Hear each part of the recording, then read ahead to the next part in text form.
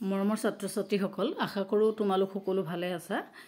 পুনৰ মই আজি এনভাইৰনমেন্টাল সায়েন্স যিখন BA BCom BSc সকলোৰে কাৰণে কম্পালসৰি VSc পেপাৰ এনভাইৰনমেন্টাল সায়েন্সৰ ওপৰত এটা ভিডিঅ' বনাবলৈ লৈ আহিছো অলৰেডি মই এই পেপাৰখনৰ ওপৰত কমপ্লিট ইউনিট ওয়াইজ সকলো ভিডিঅ' অলৰেডি দিয়া হলেও বহুতে পোৱা নাই বুলি ভাবি মই পুনৰ ভিডিঅ'খিনি আকৌ দিছো তোমালোকে চাবা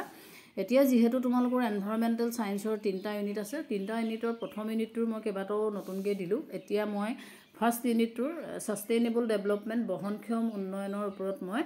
তোমালোকক এটা ভিডিঅ' দিবলৈ আগবাঢ়ি আহিছো এটা বহনক্ষম উন্নয়নৰ ওপৰত বহুতখিনি কোৱেশ্চন হয় আৰু হে তেনেকুৱা যিমান কিটা কোৱেশ্চন হ'ব পাৰে সম্ভাৱনীয় কোৱেশ্চন হে কোৱেশ্চনখিনি লৈ মই তোমালোকক ইংলিশ মিডিয়াম আৰু অসমীয়া মিডিয়ামত দিবলৈ চেষ্টা কৰিছো তোমালোকে চাবাচোন আৰু যদি কিবা বুজি নোপোৱা মোক পুনৰ সুধিবা মই তোমালোকৰ কনফিউজনখিনি দূৰ কৰিবৰ কাৰণে চেষ্টা কৰিম এতিয়া আমি ইঞ্জিনিয়াৰিং বহনক্ষম উন্নয়ন কি বা হোৱাট ইজ সাস্টেইনেবল ডেভেলপমেন্ট বুলি যদি কয় তেতিয়া আমি এনে ধৰণে লিখিব পাৰো বহনক্ষম উন্নয়নে এনে এটা উন্নয়ন কৌশলক নিৰ্দেশ কৰে যি জনসাধাৰণৰ দীৰ্ঘম্যাদী কল্যাণ বৃদ্ধিৰ বাবে সম্পদ পৰিচালনা কৰে এই ভৱিষ্যত প্ৰজন্মক সিহঁতৰ নিজৰ প্ৰয়োজনীয়তাসমূহ পূৰণৰ ক্ষমতাক ক্ষতিসাধন নকৰাকৈ বৰ্তমান প্ৰজন্মৰ প্ৰয়োজনীয়তাখিনি পূৰণ কৰে সেইবাবে বহনক্ষম উন্নয়নে প্ৰাকৃতিক সম্পদ আৰু পৰিৱেশৰ ক্ষতি সাধন নকৰাকৈ বৰ্তমান আৰু ভৱিষ্যত প্ৰজন্মৰ উভয়ৰ কল্যাণ গৰিষ্ঠ কৰে গতিকে ইঞ্জিনিয়াৰিং আমি তেনেকৈ লিখিব পাৰো ঠিক একে ধৰণে আমি ইংলিশতো আমি এনেকৈ লিখিব পাৰো by the term sustainable development we mean the maximisation of the net benefit of economic development subject to maintaining the service and quality of natural resources over time Brundtland Commission define it as sustainable development meets the need of the present without compromising the ability of future generation to meet their own needs. গতিকে Brundtland Commissionৰ যেটো definition হেতু খুব এপ্ৰোপ্ৰিয়েট হেতু definition তোমালকে exactly দিব পাৰা যদি বলে হে ডেফিনেশনটো মনত নাথাকে তথাপিতো তোমালকে এনেকে ধৰণে বহনক্ষম উন্নয়নৰ সংজ্ঞাটো দিব পাৰা আৰু কিমান নম্বৰ আহে হেতুৰ ওপৰত নিৰ্ভৰ কৰি কোৱেশ্চনটো কিমান দীঘলকৈ লিখিবা হেতু তোমালকে উত্তৰটো কিমান দীঘল হ'ব ছুটি হ'ব হেতু তোমালকে মিলাই লবা যেহেতু এনভাইৰনমেন্টালৰ যোৱা পেপাৰ তোমালকে দেখিছাই যে কোৱেশ্চনবোৰ অকমান লং কোৱেশ্চনো আহে গতিকে সেই কাৰণে অলপ কোৱেশ্চনবোৰ মই অলপ দীঘলীয়াকৈ তোমালকে দিবলৈ চেষ্টা কৰিছো এটা 2 নম্বৰ কোৱেশ্চনটো এনেকুৱা ধৰণৰ হ'ব পাৰে what is the origin of the sustainable development sustainable ডেভেলপমেন্টৰ অৰিজিনটো বা আৰম্ভণিটো ক'ৰ পৰা হৈছিল গতিকে তেনেকুৱা ধৰণে আমি ক'বলৈ গ'লে এনেকৈ ক'ব পাৰো যে বহনক্ষম উন্নয়ন হৈছে এনে এটা বিচাৰ্য বিষয় যেটো যোৱা শতিকাৰ বিশ্বৰ দ্ৰুত উদ্যোগীকৰণৰ পৰা ভুমুকি মাৰিছে আৰু 1887 চনৰ 1987ত পৰিৱেশ আৰু উন্নয়নৰ বিশ্ব আয়োগে ইয়াৰ বৃত্তান্তত এই ধাৰণাটো পোনপ্ৰথমে উত্থাপন কৰিছিল আৰু সংযুক্ত ৰাষ্ট্ৰই এই পৰিৱেশ আৰু উন্নয়নৰ বিশ্ব আয়োগটো প্ৰতিষ্ঠা কৰিছিল আৰু এই আয়োগৰ সভাপতি হিচাপে হাৰ্লেণ্ড ব্ৰুডলেণ্ডৰ নামাকৰণেৰে ব্ৰুডলেণ্ড আয়োগ গঠন কৰা হৈছিল আৰু আয়োগটোৱে বিশ্বৰ পৰিৱেশ আৰু উন্নয়নজনিত সমস্যাসমূহৰ মূল্য নিৰূপণ কৰিবলগীয়া হৈছিল আৰু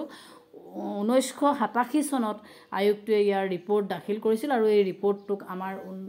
উমৈহতীয়া ভৱিষ্যত নাম দিয়া হৈছিল গতিকে আমি এনে ধৰণে ইয়াৰ অৰিজিনটো আৰম্ভ কৰিব পাৰো আৰু বহুত কথা আছে গোটেই কথাখিনি লিখিলেও বহুত দীঘলীয়া হ'ব মেইন কনসেপ্টটো বা মেইন যেটো অৰিজিন কোৰ পৰা আৰম্ভ হৈছে সেই কথাখিনি মই তোমালোকক কৈছো ঠিক একে ধৰণে এই কথাখিনি মই ইংলিশতো তোমালোকক দি দিছো তোমালোকে ইংলিশতো চাই লবা তাৰ পাছত ইয়াৰ পিছত হ'বলগীয়া কোৱেশ্চনটো হৈছে বহনক্ষম উন্নয়নৰ প্ৰধান বৈশিষ্ট্যসমূহ কি এটা প্ৰধান বৈশিষ্ট্যসমূহ কি বুলি ক'বলৈ হলে what are the main features of sustainable development গতিকে কোৱেশ্চনটো তোমালোকৰ মাৰ্কসটো 4-5 নম্বৰ মানৰ লিখিবলৈ আহিব পাৰে সেইকাৰণে অকণমান দীঘলীয়াকৈ দিছো তোমালোকে মাৰ্কসটো কিমান দিছে হেতুৰ ওপৰত নিৰ্ভৰ কৰি কোৱেশ্চনটোৰ উত্তৰটো মানে সমুৱাই লিখিবা বা বহলাই লিখিবা হেতু তোমালোকে মাৰ্কসৰ ওপৰত নিৰ্ভৰ কৰিব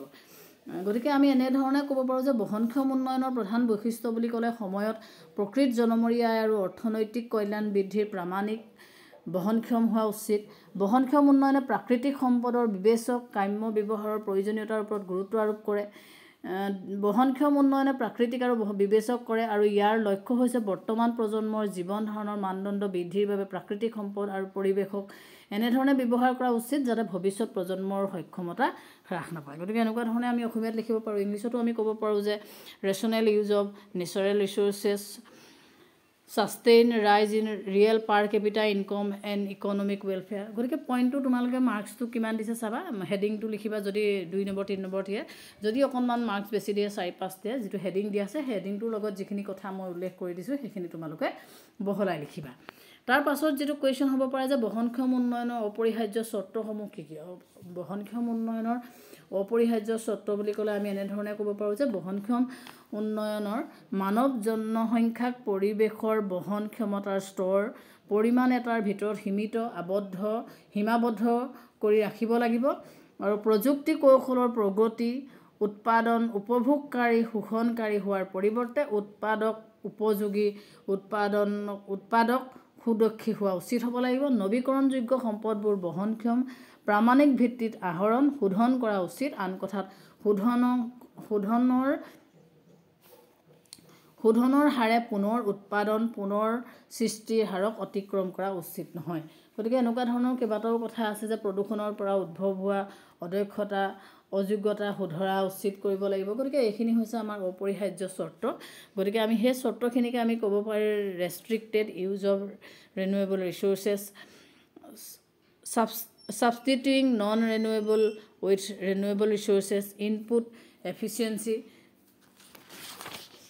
controlling population, controlling growth and pollution. গতিকে এইকেইটা আমাৰ কি হৈছে বহনক্ষম উন্নয়নৰ বাবে অপৰিহাৰ্য চৰ্ত আৰু যিটো আমি ক'ব পাৰোঁ ৰুল ফৰ এটেইনিং ছাষ্টেইনেবল ডেভেলপমেণ্ট। তাৰ লগতে আৰু এটা কুৱেশ্যন হ'ব পাৰে যে বহনক্ষম উন্নয়নৰ কৌশলসমূহ উল্লেখ কৰা। What are the strategies for sustainable development. গতিকে ষ্ট্ৰেটেজিজ ফৰ ছাষ্টেইনেবল ডেভেলপমেণ্ট বহুত আছে, তাৰ মই পইণ্টকেইটা মাত্ৰ উল্লেখ কৰি দিছোঁ। যদি কুৱেশ্যনটো তোমালোকৰ বহলকৈ লিখিবলৈ আহে তেতিয়া কিন্তু তোমালোকে এইখিনি বহলাই লিখিব লাগিব। মেইন পইণ্টকেইটা মই অকল কৌশলকেইটাৰ কথা জাষ্ট উল্লেখ কৰি দিছোঁ। এতিয়া কৌশলকেইটাৰ কথা ক'বলৈ গ'লে আমাৰ কেইবাটাও ইয়াত আছে সৌৰশক্তি আৰু বায়ু শক্তিৰ ব্যৱহাৰ, গেছৰ ব্যৱহাৰ, ক্ষুদ্ৰ জলবিদ্যুৎ প্ৰকল্পৰ প্ৰতিষ্ঠা, পুৰণি ব্যৱস্থা আৰু কাৰ্যকৰ্মলৈ পশ্চাদৱৰ্তী গমন, জৈৱ মিশ্ৰিত পচন সাৰৰ বৰ্ধিত ব্যৱহাৰ, এনেকুৱা ধৰণে অসমীয়াত যিকেইটা আছে সেইখিনি তোমালোকৰ বহলকৈ কিতাপত পাবা। যদি তোমালোকে বহলকৈ কিতাপত নোপোৱা মোক জনাবা, মই পুনৰ তোমালোকক দিবলৈ চেষ্টা কৰিম। আৰু ইয়াৰ লগত আমি যিকেইটা ইংলিছত ক'ব পাৰোঁ সেইকেইটাও use of non conventional source of energy, use of LPG, biogas in rural areas, use of CNG in urban areas, establishment of mini hydel plants বা ট্ৰেডিশ্যনেল নলেজ এণ্ড প্ৰেক্টিচেছ, এনেকুৱা ধৰণৰ বহুত আছে যিবোৰ তোমালোকক মই জাষ্ট পইণ্টকেইটা দি দিছোঁ। ডিটেইলছ দিলে বহুত দীঘলীয়া হ'ব। যদি তোমালোকে কিতাপত বিচাৰি নোপোৱা ইয়াৰ ডিটেইলছ তেতিয়া মই দিবলৈ চেষ্টা কৰিম আৰু তোমালোকে মোক জনাবা যে এইখিনি ডিটেইলছ তোমালোকক লাগে নেকি। কাৰণ এই কুৱেশ্যনটো তোমালোকক অলপ 8 মাৰ্কছমানৰ ভিতৰত যদি আহে তেতিয়া কিন্তু পইণ্টখিনি অলপ বহলাই লিখিব লাগিব। জাষ্ট 2-3 ভিতৰত যদি আহে তেতিয়ালৈকে অকল কৌশলকেইটা তোমালোকে মেইন পইণ্টকেইটা উল্লেখ কৰি দিলেও হ'ব, কিন্তু যদি নম্বৰটো বেছিকৈ আহে তেতিয়াহ'লে পইণ্টবোৰ অকণমান বহলাই লিখিব লাগিব। এতিয়া আজিৰ ভিডিঅ'টোত মই তোমালোকক যিটো এনভাইৰমেণ্টেল ছায়েন্স VAC যিখন paper compulsory paper arts science commerce তাৰ ফাৰ্ষ্ট ইউনিটৰ ছাষ্টেইনেবল ডেভেলপমেণ্ট বহনক্ষম উন্নয়নৰ ওপৰত হ'বলগীয়া কেইটামান কুৱেশ্যন এনচাৰ ইংলিছ মিডিয়াম আৰু অসমীয়া মিডিয়ামত তোমালোকক দিলোঁ। আশা কৰোঁ তোমালোকে ভিডিঅ'টো পৰা অলপ হ'লেও উপকৃত হ'বা। আৰু যদি কিবা তোমালোকৰ কনফিউজন থাকে মোক জনাবা আৰু মই যিমান পাৰোঁ তোমালোকক চেষ্টা কৰিম তোমালোকৰ কনফিউজনখিনি দূৰ কৰিবৰ কাৰণে। ধন্যবাদ।